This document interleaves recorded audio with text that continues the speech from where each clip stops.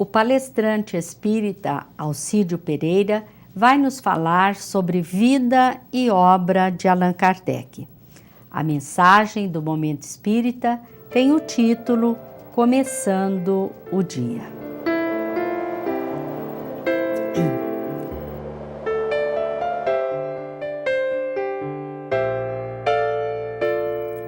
No dia 3 de outubro de 1804, nasceu Hippolyte Léon Denisard Rivail, que se tornou um influente e respeitado educador e escritor francês. Aos 52 anos, no dia 18 de abril de 1857, assumiu o pseudônimo de Allan Kardec para a publicação de O Livro dos Espíritos, que o imortalizaria como o codificador do Espiritismo. Adotou o pseudônimo para uma diferenciação da codificação espírita em relação aos seus trabalhos pedagógicos anteriores. E hoje, procurando, de alguma forma, homenageá-lo pelo legado que deixou para a humanidade, vamos conversar com Alcídio Pereira sobre vida e obra de Allan Kardec. Antes disso, vamos ver o Momento Espírita.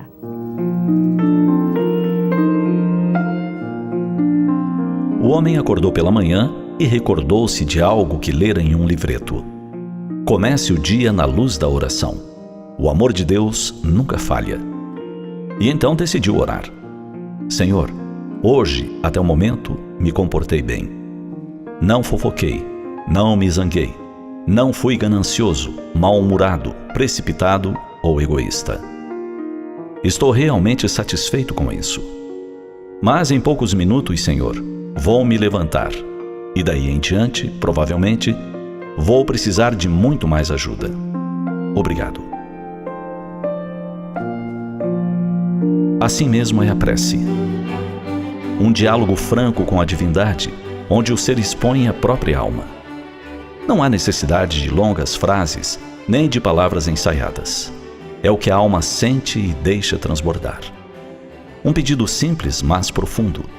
Um pedido de quem reconhece que a necessidade maior reside em si mesmo, nas suas deficiências morais. Um exame de consciência e um pedido de socorro. A resposta é exatamente a fortaleza para vencer, a pouco e pouco, as dificuldades íntimas e ir vivendo melhor a cada dia, conquistando a paz. Devotando-se ao trabalho, sem se deter a observar defeitos alheios, e muito menos a comentá-los, semeia-se tranquilidade no ambiente profissional. Não se permitindo envolver pelas teias do nervosismo, da inquietação, os problemas vão sendo solucionados um a um na medida em que surjam.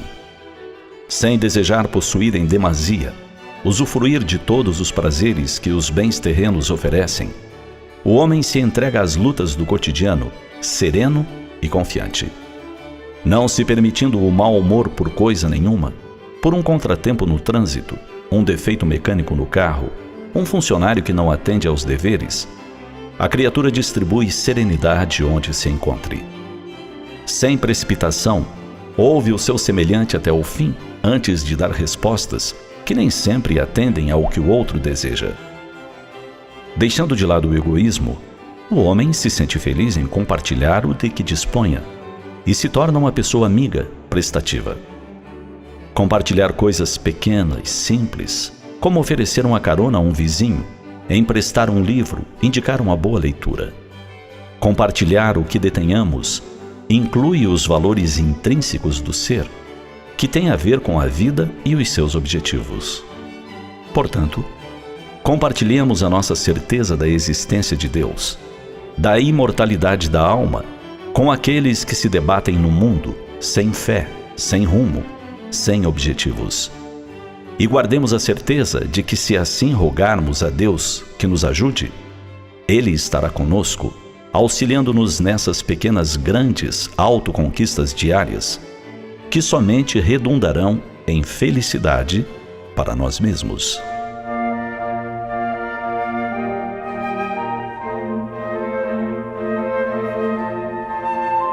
Cada dia é um presente especial que Deus concede aos homens. Cada dia é de tal forma único que nunca se repete. Observemos como o sol rompe a treva da noite, trazendo a manhã radiante, sempre com um novo colorido. As flores de ontem não estão exatamente iguais hoje. As gotas da chuva que caem em abundância não são aquelas que rolaram em dias anteriores. Tudo é novo a cada dia. Essa é a grande mensagem de Deus para os homens. A renovação da oportunidade de crescer, melhorar-se e ser feliz. Começando o dia é o título desta mensagem que está no CD número 25. Outras mensagens podem ser lidas no site momento.com.br.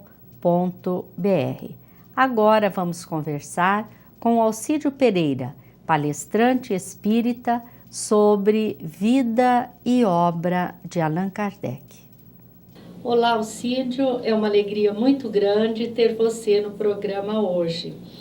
Vamos conversar sobre Allan Kardec, que, como sabemos, é o codificador da doutrina espírita, que nasceu no dia 3 de outubro de 1804 e foi batizado com o nome de Hippolyte Léon Denisard de Rivail. Você poderia nos falar sobre o momento histórico da França nesse período? A França, nesse período, ela se preparava, de fato, para a chegada da terceira revelação. Muitos movimentos de pessoas que estavam à frente do seu tempo e certamente programados para virem chacoalhar o pensamento da época, que havia aqueles que já estavam ligados à fé raciocinada. Então, no tempo de Kardec, ele chegou num período em que a França saía da Revolução Francesa e, com isso, ganhou a liberdade de pensamento, mas ele chegou num período muito tumultuado, que sabemos, por informações de muitos benfeitores, que Jesus e os seus prepostos vieram para ajudar que, apesar dos desmandos de Napoleão, fosse possível o nascimento e o encaminhamento desse codificador para a grande missão que lhe aguardava. Você se referiu a Napoleão. Qual é a relação entre Kardec e Napoleão? Reuniu-se próximo à crosta terrestre espíritos do mais alto nível espiritual para uma reunião muito importante. Nessa noite, esses espíritos, milhares deles estavam aqui reunidos para, nesse evento que seria coordenado pelo Espírito Verdade, Napoleão foi transportado do seu sono em desprendimento para essa reunião, acompanhado também do Papa Pio VII e de outras autoridades francesas, que lá foram para ouvir do Espírito Verdade, que estava ali apresentando para ele o discípulo de Jesus que haveria de trazer para a Terra, inaugurar uma nova era de conhecimentos na Terra. E então diz: eis aqui o discípulo de Jesus que você reencarnou com a missão de dar base, de dar suporte, de preparar o terreno para que ele possa cumprir bem a sua missão de inaugurar na Terra uma nova era. Porque a Terra aguardava a chegada da terceira revelação. E essa terceira revelação não podia ser uma pessoa, né? Porque ficaria para sempre. Não? Ah, sim. Exatamente, porque está registrado na história que todos aqueles que se atreveram a contrariar o que o Velho Testamento dizia foram queimados na fogueira. Então agora realmente esse Consolador não podia ser um homem, não podia ser alguém sujeito a essas intempéries, a essas punições que estava sujeito, mas seria uma ideia, quer dizer, seria o inaugurar de uma ideia que pertenceria aos espíritos. E, portanto, por mais que eles tentassem calar os encarnados, os espíritos falariam. então viria para sempre. Alcídio, nós nos referimos ao nascimento de Allan Kardec, ao seu nome de batismo, né? E uma questão muito interessante é que Allan Kardec nasceu na França, e se a França era o berço da cultura, por que o menino Rivaio foi estudar em Yverdun, na Suíça, na escola de Pestalozzi? No ano de 1802, houve a segunda concordata de Napoleão com a Igreja. Porque na primeira, em 1801, Napoleão, naquela concordata, ele confiscou os bens da Igreja, que eram muitos na França da época, e ele vendeu esses bens para pagar contas da França. E nesse período, então, ele deu em troca desses bens que a Igreja perdeu a garantia de que manteria o clero na França. Mas não contente, em 1802 ele faz uma outra concordata e ele então pega o direito, obriga a Igreja de ceder-lhe o direito de nomear os bispos, que agora não precisariam mais ser pessoas ligadas à Igreja, seriam os amigos de Napoleão. E nessa concordata, que a Igreja teve que ceder, ela também, em contrapartida, pediu que, em troca disso que Napoleão mais queria, de ganhar terreno dentro do catolicismo, da tradição católica, ela queria ser a responsável pelo ensino na França. E quando a Igreja assumiu o ensino na França, a primeira coisa que ela fez foi fechar o Liceu Politécnico, que abrigava as melhores cabeças pensantes da França à época. E também, ato contínuo, queimou todas as obras de Rousseau, de Voltaire. Então, quando ela assumiu o ensino na França e entregou aos jesuítas a responsabilidade de, agora, assumir a direção do ensino, o ensino na França caiu muito, porque com o fechamento do Liceu Politécnico, fechava a melhor escola, talvez, do planeta. E com isso, as famílias abonadas passaram, então, a enviar os seus filhos para estudar fora da França, e foi por isso que a família de Rivaio, felizmente uma família tradicional de Lyon, e com condições financeiras, para que o menino fosse estudar em Yverdon com Pestalozzi. Alcídio, antes de adotar o pseudônimo de Allan Kardec, Rivaio já era um educador, autor de diversas obras, não é? Bem, o nosso Hippolyte Léon Denisard Rivaio, ele fugiu da tradição da família. A família eram juristas, seus tios, seu pai era juiz, e ele então nasceu com a vocação para a pedagogia. E ele tinha uma vocação assim, tão aflorada e tão a amostras, que o próprio Pestalozzi, percebendo isso, e também pela capacidade, pela inteligência do menino, aos 14 anos já passou a substituir o mestre Pestalozzi nas suas viagens, quando ele se ausentava do educandário lá em Yverdon. Ele fundou em Paris um educandário aos moldes daquele de Pestalozzi. Ele lecionava todas as matérias que à época eram possíveis de lecionar, porque ele lecionava matemática, o próprio francês, mas química, física, biologia, anatomia comparada e fisiologia e ainda astronomia. Então ele, em 1831, ele que era sócio de várias academias sábias, de homens sábios da França, ele também era sócio da Academia de Arras. E no ano de 1831 ele concorreu com centenas de outros sábios, apresentando um projeto solicitado pelo governo, qual é o método mais adequado de ensino para a época a França. E o projeto que foi aprovado foi o de Hippolyte Léon Denisard Rivaio. Ele publicou 9 livros tratando da língua francesa, tratando de matemática, de aritmética, tratando de química, física, biologia, e ele, além de ser um professor muito respeitado, ele recebeu 9 comendas, 9 prêmios inclusive medalha de ouro, pelos seus trabalhos, o que ele representava para o ensino da França à época. E os seus contatos com os fenômenos que o levariam à codificação do Espiritismo foi muito interessante, né, Alcide?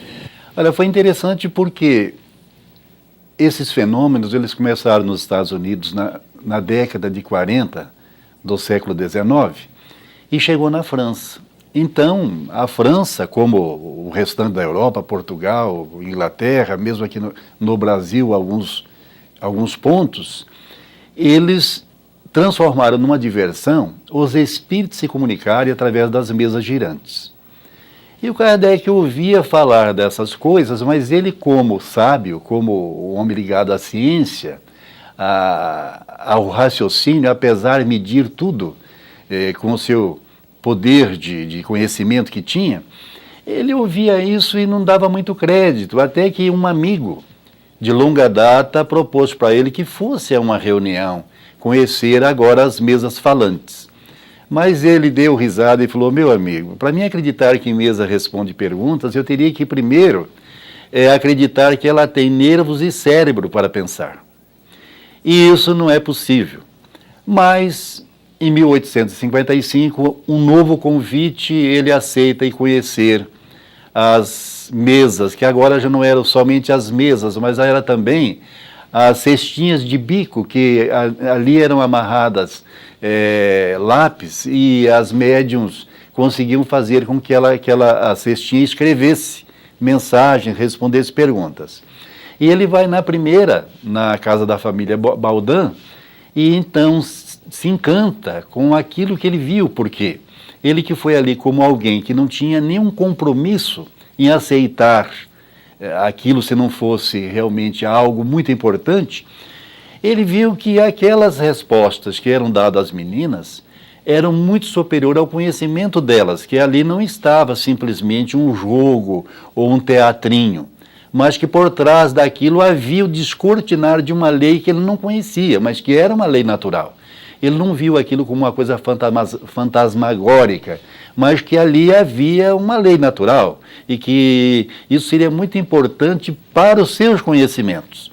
Aliás, é um detalhe muito importante do nosso codificador, é a sua sabedoria, a sua humildade, porque ele que tinha o conhecimento do saber e que estava no topo da pirâmide dos homens sábios de então, ele viu que aqueles conhecimentos que viriam que seriam possíveis através daquelas reuniões, seria muito importante para o seu conhecimento particular, que apesar de que dominava tudo da época, mas ali tinha algo que ele desconhecia e que achou por bem, então, prosseguir nas próximas reuniões, a frequentá-las, e aí passou a formular perguntas, e perguntas, claro, agora coerentes com o seu nível de conhecimento, e foi por aí então que se deu os primeiros contatos dele com o mundo espiritual.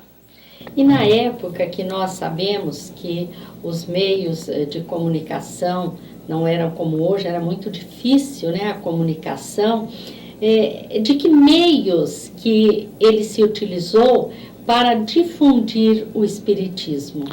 Bem, nós precisamos lembrar, o que já está muito difundido, que o Livro dos Espíritos, ao chegar em 18 de abril de 1857, numa das livrarias da Galeria d'Orléans, em Paris, ele chegou como algo assim tão inusitado que o povo esgotou rapidamente a primeira edição, porque todos queriam ver o que trazia esse livro, que um lia e contava para o outro, então já começou por aí, disparou a divulgação agora desse novo conhecimento.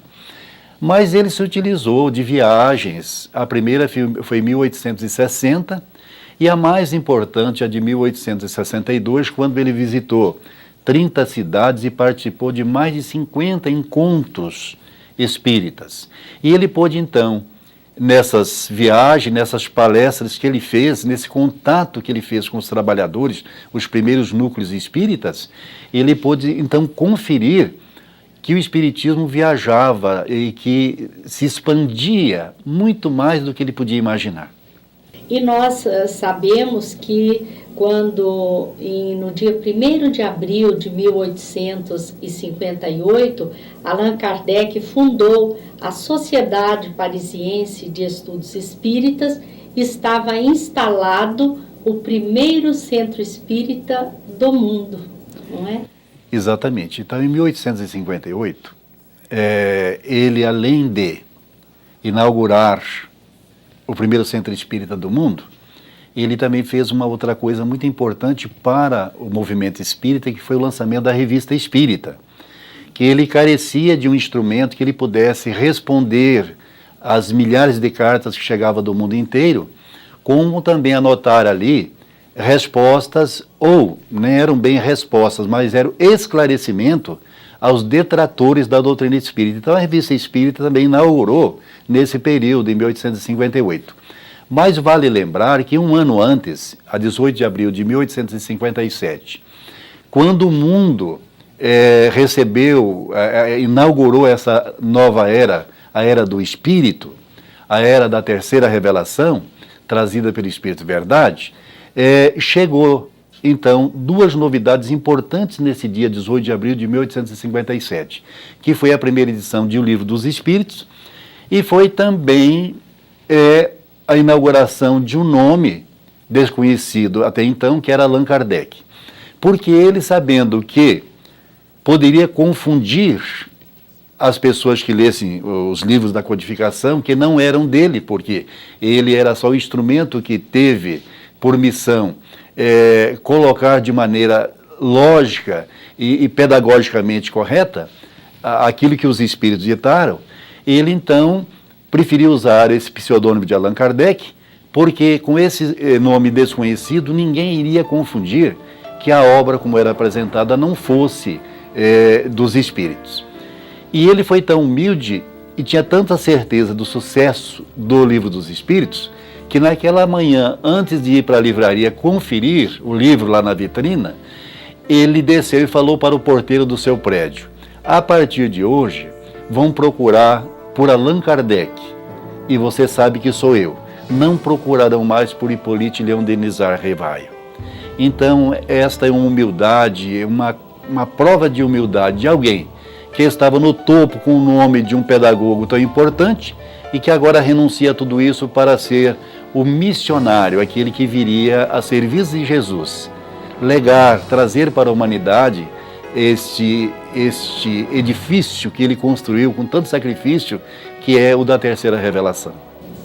Alcídio, nós gostaríamos de conversar muito mais sobre Allan Kardec, mas nós agradecemos a sua participação, agradecemos a todos os telespectadores que estiveram conosco e lhes desejamos muita paz.